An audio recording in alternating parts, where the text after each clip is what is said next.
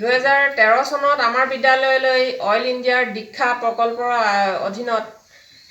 computer শিক্ষা আহিছিলে আৰম্ভ হৈছিলে আমাৰ ছাত্ৰ ছাত্ৰীসকলৰ মাজত 6ষ্ঠ শ্ৰেণীৰ পৰা আৰু তিনিচুকীয়া জিলাত মাত্ৰ 2খন বিদ্যালয় তেতিয়া পাইছিলে এখন হৈছে নৱজাগৃতি বিদ্যালয় আৰু এখন আমাৰখন সেই তেতিয়াৰ পৰাই আমাৰ ছাত্ৰ ছাত্ৰীসকলৰ মাজত কম্পিউটাৰ শিক্ষাটো আৰম্ভ হৈছিলে বৰ্তমান যুগত যি ডিজিটেল ইণ্ডিয়াৰ কথা ৰবিনে ইতিমধ্যে কৈ গৈছে কম্পিউটাৰ শিক্ষা অবিহনে বহুতো ডিগ্ৰী অৰ্থই মূল্যহীন হৈ পৰে এতিয়া এই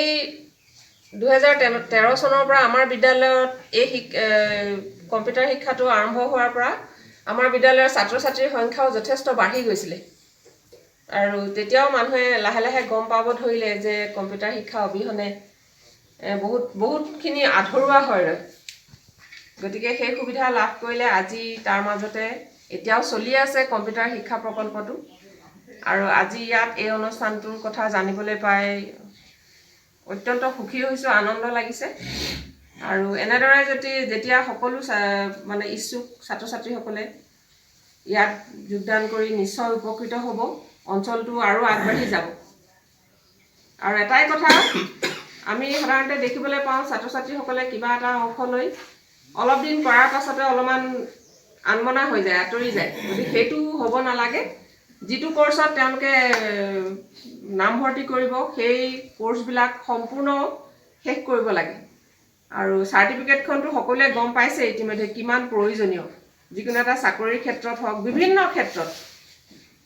বিভিন্ন টেকনলজি যুগত এইবিলাক শিক্ষাৰ অবিহনে বহুতখিনি সময়ত উপলব্ধি কৰা যায় এতিয়া আমি চাবলৈ গ'লে আমি আগতে পঢ়ি অহা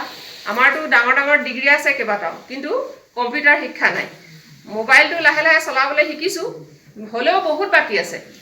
যিখিনি অতি প্ৰয়োজনীয় সেইখিনিহে আমি কৰিব পাৰিছোঁ প্ৰয়োজনৰ তাগিদাত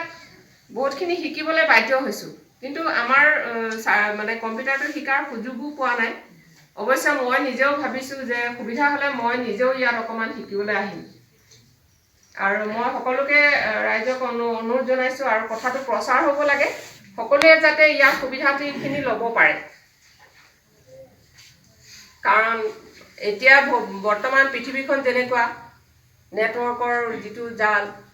আৰু ভৱিষ্যতলৈ আৰু মানে বেছি হ'ব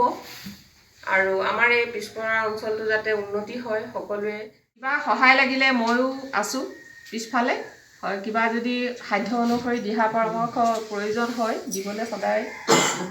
সাজু আছোঁ আৰু যিমান পাৰে উন্নতিৰ ক্ষেত্ৰত আগবাঢ়ি যাওক এই কামনা কৰি মোৰ বক্তব্য সামৰণি মাৰিছোঁ যিয়ে নহওক কিয় বীৰুৰ আৰু লগতে তেওঁৰ লগত সহযোগ কৰা সকলো সন্মানীয় ব্যক্তিলৈ মোৰ আন্তৰিক কৃতজ্ঞতা থাকিল এই বৃহত্তৰ অঞ্চলত এনে এটি নতুন পদক্ষেপে আমি এই অঞ্চলটোৰ এক নতুন আশাৰ বতৰা কঢ়িয়াই আনিছে যদি কেতিয়াবা কিবা ক্ষেত্ৰত পৰামৰ্শৰ প্ৰয়োজন হয় মই সকলো ক্ষেত্ৰতে বিৰূপ